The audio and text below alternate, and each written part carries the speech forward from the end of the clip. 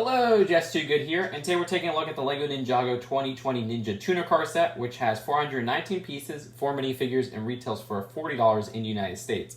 This was sent to me early by LEGO, so thank you, LEGO, but all opinions in this video are my own. The first minifigure we'll take a look at is Scott, and this is a figure that's kind of uncommon in the wave, though he does come in the best set, which is the Gamer's Market. This design I still really like, where they have that new hidden side hood hat combo and some new colors and printing that works out really well, and I like the coloring for his skin. And with the name tag removed, which actually, thank you guys in the comments, this is probably a health bar. That makes a lot more sense. But either way, with that removed, you get a better look at the back of the torso, and also his alternate facial expression, which, yeah, that's why I think it's Lloyd. That is basically the Ninjago movie Lloyd face.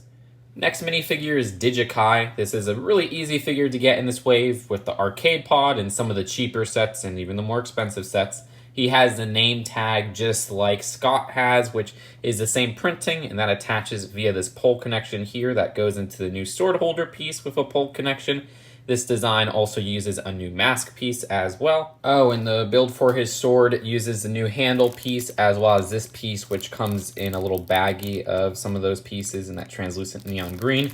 The face printing underneath is the same design as all the other sets with Digikai, as well as this alternate face where he looks a bit scared.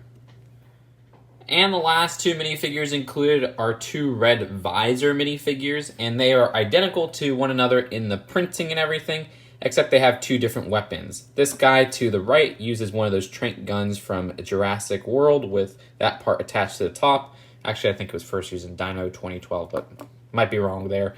And then this guy right here has a little round shield in black, which is always nice to get that piece unprinted, as well as one of those blaster pieces. Just like Scott and Kai, he has this name tag attachment to the back, which attaches to the new sword holder, but this time in black with two red katanas. And removing all of that garb underneath, you could take a look at the torso printing, which is the same with the red visors and other sets, and it has that 404 logo there. And this helmet piece, I don't know, people have been saying I've been building this wrong or something. What have I done wrong? It uses a football player helmet and also this visor from, all the way back in Alpha Team. Face printing underneath has one red side and then another side, which has this creepy blue design. I actually think I like that design better. The main build of this set is the Ninja Tuner Car, which is a very oversized vehicle. Of course, that's supposed to make it more cool and more kick butt, but this design seems to waste a lot of space to capture that oversized design. There are some play features we'll take a look at, but I do say I like the color scheme the most with this build, where they use dark stone gray, some translucent colorings, and some blue to make it stand out. The front hood uses some interesting stickers all over there, which look like the extra stickers they give in the set I'll show in a little bit. This hood is positioned on some clipped pieces, so you can move it up and down, but really that's just meant so that you could have it sloped down.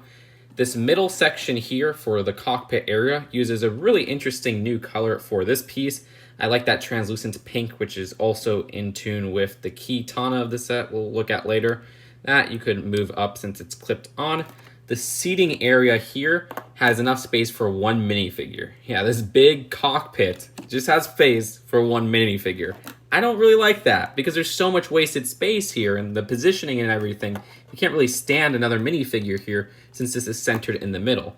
There's two stickers on the front, two stickers on these right blade-esque parts, and the vehicle itself integrates some newer pieces with its design using the game controller handlebar as the actual controller of the vehicle, and these blades in this translucent neon green as the back parts used for the wings.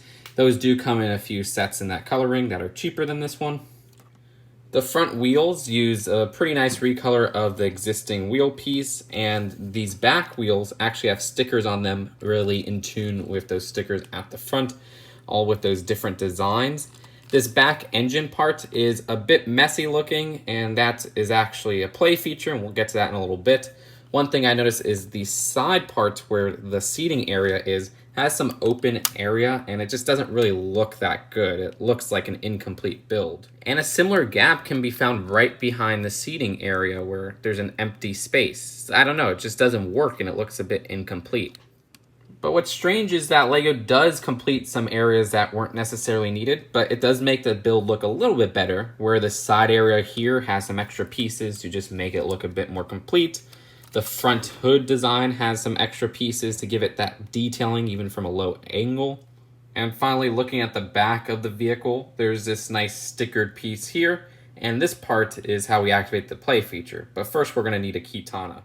And the Kitana of this set is just held in this mystery box-esque build. This design is actually the same one from the Gamer's Market set with that translucent pink, I guess would be the best way to put it. And honestly, that's my favorite of the colors for these Kitanas, so I appreciate that. That part is a sticker, and to pull the Kitana out, it's very easy. And that is a new piece for 2020.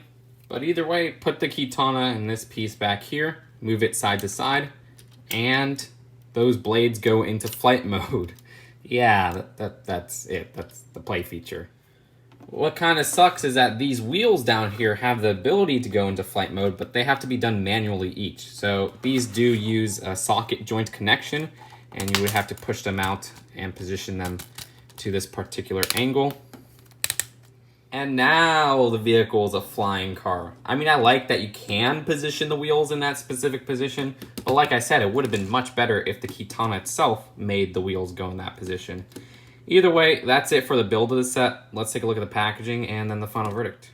The box of this set has that $40 to $50 box size. I'm just going to start calling it that now since they use it for so many $40 sets like this one. And there's some different shots at the back. The instructions do have an advertisement for the other sets all the way at the back, which is just the poster, unfortunately. And even with all the stickers used in this set, there's some extra ones that you can add on to the vehicle. So overall, the Ninja Tuner Car is a set I would have skipped if I didn't get it for free. But having gotten it for free, the thing I appreciate the most is the color scheme. They use this dark stone gray that I don't see too often on land vehicles, and it works out really well here, mixed with some weird translucent lime green and that translucent pink and the blue. It just makes it pop out a little bit more. But that's about the best I could say for the vehicle, because the rest of the vehicle I'm not really digging. There's some parts that are just exposed Technic pins, open parts near the seating area. It looks very messy and incomplete. Then the transformation feature doesn't work as smooth as I hoped, where really the only thing you could trigger with the Kitana are those two blades at the back or the wing parts. Other than that, you have to manually do the wheels, and it feels oversized for the minifigures included. So, about those minifigures, you know me, you know what I'm going to say. None of them are exclusive. None of them are hard to get, especially considering that some of them even come in that Gamer's Market set, which I think is just a much better value and a better build. But I guess Scott would be the most desirable here because the only other set he does come in is the Market. But even then, like I said, that's just a better set. So with all things considered, I'd give this one a C. Again, I like the color scheme, and for $40, I guess it's not the worst value, but it just feels like the execution is pretty bad. But that's it for now. Hope you guys enjoyed this video, and I'll see you guys later. Peace out. Bye.